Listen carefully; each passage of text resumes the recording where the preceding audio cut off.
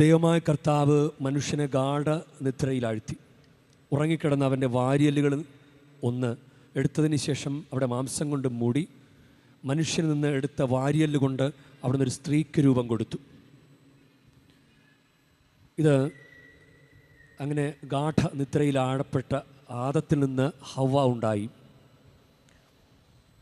ഈശോ കുരിശിൽ മരിച്ചു കിടന്നപ്പോൾ മരിച്ചെന്ന് കണ്ട് കണങ്കാലുകൾ തകർത്തില്ല, പക്ഷേ കുന്തം കൊണ്ട് വിലാപ്പുറത്ത് കുത്തി.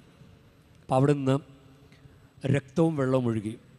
ഇത് സഭയാണെന്ന് വ്യാഖ്യാനിക്കുന്നുണ്ട്. അവിടെ നിന്ന് ഒഴുകിയ രക്തവും ജലവും അത് സഭയാണെന്ന് വ്യാഖ്യാനിക്കുന്നുണ്ട്, പരിശുദ്ധാത്മാവാണെന്ന് വ്യാഖ്യാനിക്കുന്നുണ്ട്. അപ്പോൾ സഭ ഈശോയുടെ മണവാട്ടിയാണല്ലോ, മണവാളൻ ഈശോ. അപ്പോൾ ഗാഠനിദ്രയിൽ ആഴപ്പെട്ട ആദത്തിൽ നിന്ന് ഹവ്വ ഉണ്ടായതുപോലെ